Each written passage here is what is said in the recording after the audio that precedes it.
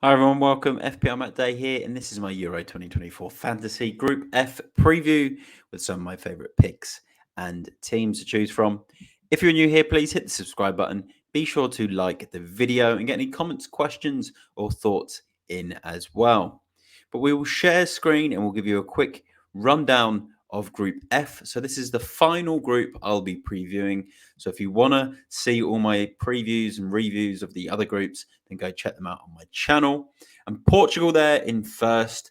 Obviously, Cristiano Ronaldo coming. Will it be his final tournament? Surely not. He'll stretch it out for the World Cup. Champions in Euro 2016. Czech Republic in second. Probably not tipped to do as well in comparison to their Euro 2004 days, where they had the likes of Pavel Nedved, Milan Baros, Jan Koller. Then you've got Georgia there in third place, come in at the last minute through the playoffs. And then Turkey, great to see them back in the tournament, big footballing nation, and they usually have a lot of really strong players as well. So we'll stop sharing. That is Group F. And now we'll go on to the Euro Fantasy website, and we'll go through each team. So I'm just going to bring that up now.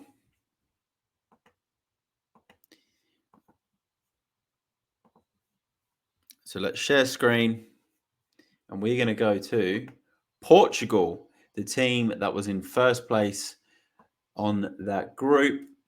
High chance that they remain first place once all of the group games are done as well. And we'll scroll in here, and we'll do as always, we'll click on selected by. We'll talk about some of our favourite picks. Bruno Fernandes definitely is my top Portugal pick as well. 28% selected, 8 assists, 6 goals, and 9 clean sheets in qualifying. That is phenomenal stuff from Bruno Fernandes. At 9 million, I'd say he's probably that higher end, isn't he, for midfielders in the game? But he is my favourite choice as well. You've got Cancelo at 24%, really good in Uefa games such as Champions League Fantasy, was really good in FPL a couple of years ago. 6 million is quite steep. I think there's a lot of defenders in this game that can offer just as much, if not more, for less. So he probably wouldn't be a priority for me. No assists in qualifying, but he did get 3 goals. Maybe one to keep an eye out on a limitless. You've got Cristiano Ronaldo, who we mentioned there, 10 goals in qualifying and 1 assist, 10 million euros. He's very, very underlooked. But it's because we've got Mbappe, Kane, and Lukaku. I don't mind him as an alternative to Harry Kane. But Harry Kane, he's going to be in a lot of teams because he's so highly selected. But this fixture, Czech Republic first up for Ronaldo, it's not too bad. A lot of people are sort of skeptical because he's coming out of the Saudi league, but international football, it's not the level that it used to be. You play some nations, they're not always up to it. So I think Ronaldo, great pick. You got Ruben Diaz for me, good pick, but just too overpriced. Rafael Leao, 10%. Diogo Costa there at 10% owned, the goalkeeper. As long as he definitely gets number 1 spot, which he should, he is a great pick. The same as Dalot at 7 million if he keeps his space. And then Bernardo Silva is another good pick as well at 8.5 million. Vitinha, if he starts at 6 million, is one of my picks as a big differential, just like Diogo Jota at 2% if he gets himself a start. You've also got João Felix in there as well. Really strong Portugal squad on offer here. Pepe, an absolute veteran. Ramos, lots and lots of picks. And we could really talk about so many players in this Portugal squad if we really wanted to.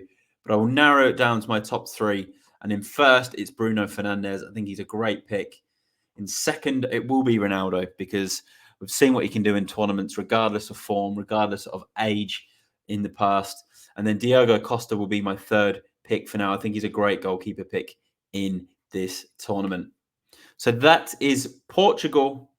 Let's go into the team that Portugal face first up, and that is the Czech Republic. Let's bring them up now. I did mention before, it's not like the Czech Republic of old. You'll see a lot of players that are low selected. But Schick there, 2% selected. Great goal in Euro 2020 against Scotland when he lobbed the keeper from a long way out. Definitely the best pick for the Czechs. Souček's a really good differential at 6 million. Does love to grab the odd goal.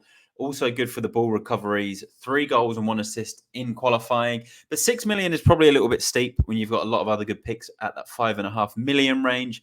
Soufal, not so sure how the Czech defense is going to stack up in some of these games. So I don't think he's really worth having. And then we'll look through some of their other picks and players here. Not huge amounts to choose from, in my opinion.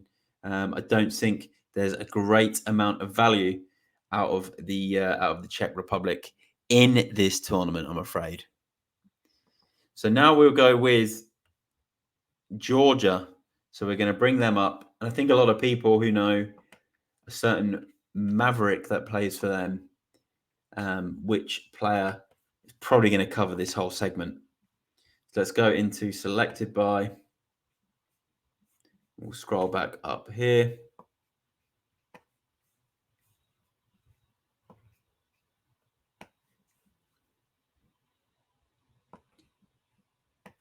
And we'll get to the top, nearly there with Georgia. Go back to selected. Kvaratskhelia, the man for UEFA Champions League fantasy. Not maybe so much this season just gone, but the one before. Phenomenal player. He's only 7 million, so he's mid-tier price. He's got Turkey first. Turkey are a big unknown. Georgia are going to be playing for their lives, out of their skins in this game. So really well priced and 4% selected there. 4 goals, 1 assist in qualifying. You've got Shakovet Zartsa at 4.5 mil, 2% owned. Very cheap 5th midfielder. Lots of minutes in qualifying as well. So if you're looking to save some money, not a bad option. And that's probably where I'm going to end it with Georgia. I don't want to go into too much detail with any more of their picks because there isn't anyone else I would consider having in my team. And then we will wrap up this group with Turkey. So let's bring Turkey up now. We'll remove Georgia and we will bring up Turkey. Great to have them back in a tournament. I've always had some top footballers down the years. Semi-finalists of World Cup 2002. And that man there at the top, 6% owned. Çalhanoğlu from Inter Milan. Really good price point. With Georgia in that first game, potentially a really good price point.